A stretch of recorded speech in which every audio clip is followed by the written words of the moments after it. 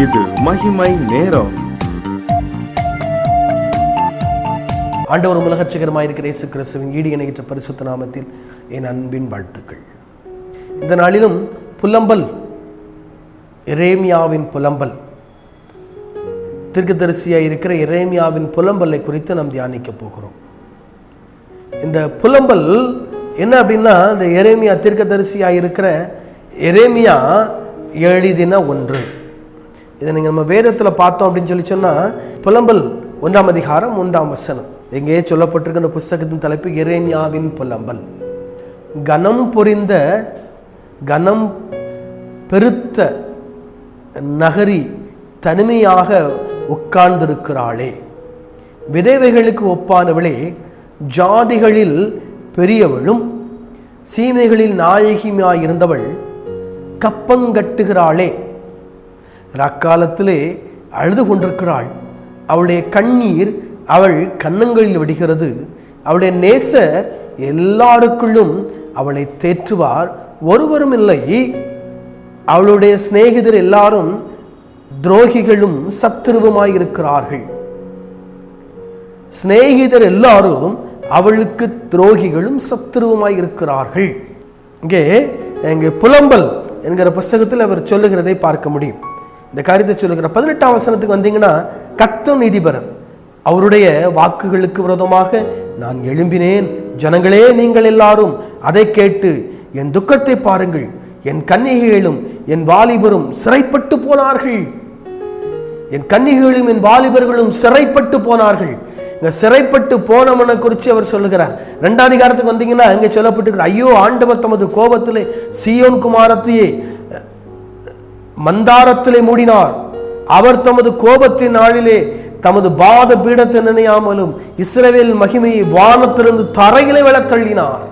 இங்க புலம்புறாரு எரேமியா தீர்க்கதரிசி. இந்த புலம்பல் புஸ்தகத்தில் எத்தனை அதிகாரங்கள் இருக்கு அப்படின்னா 5 அதிகாரங்கள். இது எழுதினது தீர்க்கதரிசியாக இருக்கிற எரேமியா.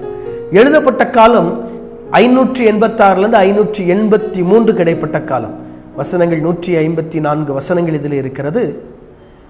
இதனுடைய எபிரேய பதம் ஹெஹாக் என்கிற எபிரேய பதம் பயன்படுத்தப்பட்டிருக்கிறது. புலம்பலுக்கு ஹெஹாக் என்கிற எபிரேய பதம் பயன்படுத்தப்பட்டிருக்கிறது. இதனுடைய கதறல் அப்படின்னு பார்த்தீங்கன்னா, முதல் கதறல் அப்படின்னா அது எருசலேமின் அழிவு. எருசலேமினுடைய அழிவு 1ஆம் அதிகாரம் 1ஆம் வசனத்திலிருந்து கிட்டத்தட்ட 22ஆம் வசனம் வரைக்கும் நீங்க பார்த்தீங்க அப்படின்னா, அது எருசலேமினுடைய அழிவை குறித்து அங்கே சொல்லப்பட்டிருக்கிறது. 22ஆம் வசனத்தில் அவருடைய பொல்லாப்புக்கெல்லாம்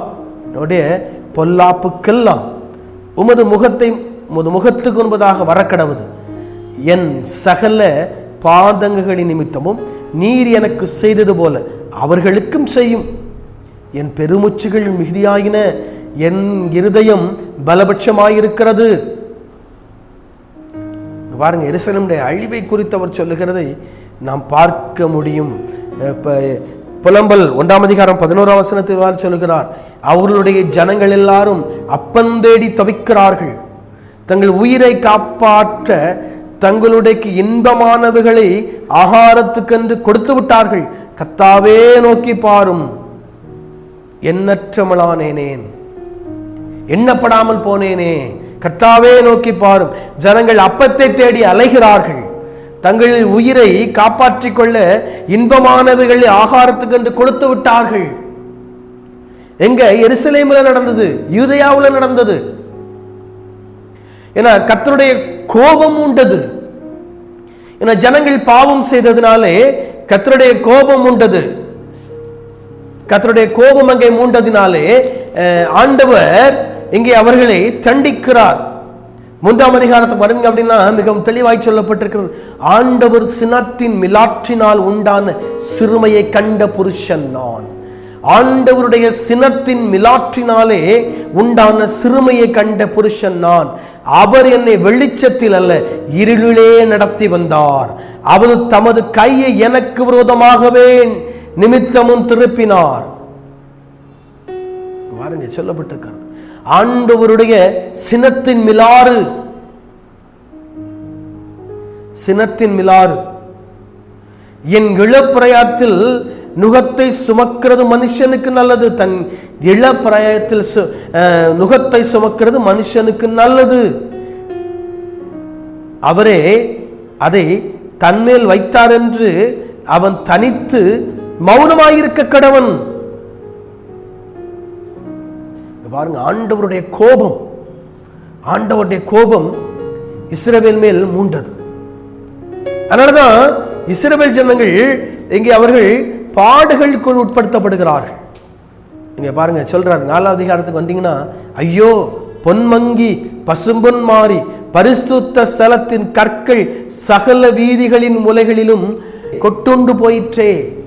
தெளிவா சொல்றாரு, ஐயோ பொன்மங்கி பசும்பொன் மாறி பரிசுத்த ஸ்தலத்தின் கற்கள் சகல வீதிகளின் முலைகளிலும் கொட்டுண்டு போயிற்றே.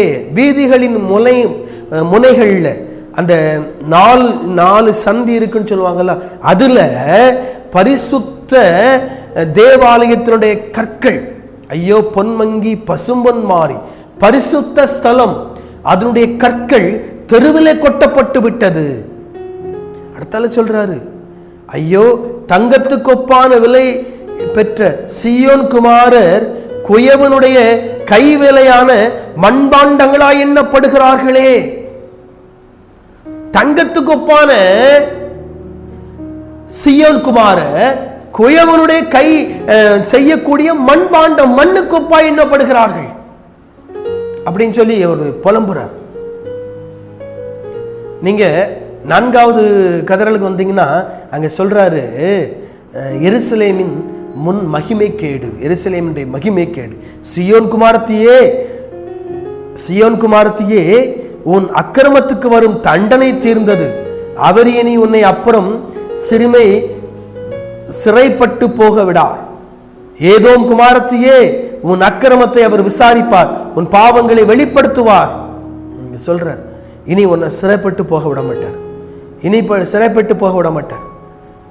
சொல்றது பாருங்க, கர்த்தாவே எங்களுக்கு நேரிடும், கர்த்தாவே எங்களுக்கு நேரிட்டதை நினைத்தருளும், எங்கள் நிந்தையை நோக்கி பார். கடைசியா அவர் 5வது கதறல்ல புலம்பல், 5வது புலம்பல்ல வர்றாரு, ஜெபிக்கிறார். தேவ கருணைக்காக அவர் ஜெபிக்கிறார், மன்றாடுகிறார், விண்ணப்பம் பண்றாரு. ஆண்டவரே எங்களை நோக்கிப்பார், ஆண்டவரே எங்களை நோக்கிப்பார். திக்கற்றவர்களானோ, தகப்பன் இல்லை, எங்கள் தாய்கள் விதவைகள் போனார்கள், எங்கள் தண்ணீரை பணத்துக்கு வாங்கி குடிக்கிறோம், எங்கள் விறகு விலைக்கரையமாய் வருகிறது, பாரம் சுமந்து எங்கள் கழுத்து நோகிறது, நாங்கள் உழைக்கிறோம், எங்களுக்கு இளைப்பாறுதல் இல்லை, ஆகவே எங்கள் மீது இரக்கமாயிரும், எங்கள் மீது நீர் கருணையாயிரும். இங்கே அவர் ஜெபிக்கிறதை, மன்றாடி ஜெபிக்கிறதை நாம் பார்க்க முடியும். இன்னைக்கு தேசத்திற்காக நாம் மன்றாடி ஆண்டவருடைய சமூகத்தில் ஜெபிக்கிறோமா? தேசத்திற்காக மன்றாடி கர்த்தருடைய சமூகத்தில் விண்ணப்பம் பண்ணுகிறோமா? தேசத்திற்காக திறப்பலில் என்று நாம் ஜெபிக்கிறோமா? மன்றாடி ஜெபிக்கிறோமா? மன்றாடி விண்ணப்பம் பண்ணுகிறோமா? அந்த விண்ணப்பத்தின் துதியின் சத்தம், அந்த விண்ணப்பத்தின் சத்தம் நம்முடைய வாழ்க்கையில கடந்து வருகிறதா? நம்மை நாமே நிதானித்து சீர்தூக்கி பார்ப்போம். கர்த்தர் நம்மை வழி நடத்துவாராக. தலைகள் தாழ்த்தி ஜெபிப்போம். அந்த ஆண்டவரே உமக்கு ஸ்தோத்திரம், நீர் எங்களோடு கூட பேசினீர். மகிமையான நிகழ்ச்சிக்கான துதிக்கிறோமை ஸ்தோத்திரிக்கிறோம். இதை நடத்துகிற அன்பு சகோதரனுக்கான ஜெபிக்கிறேன். கர்த்தர் இன்னும் மகனை ஊழியத்தின் பாதையில் எடுத்து பயன்படுத்துவீரா. இந்த நிகழ்ச்சியை பார்த்து கொண்டு கோவரை கர்த்தர் ஆசீர்வதிப்பீரா. தம்முடைய வல்லமையான மாறாத உன்னதமான கரம் அவர்களோடு கூட வழிநடத்தி பலப்படுத்த முடியாது ஜெபிக்கிறோம்.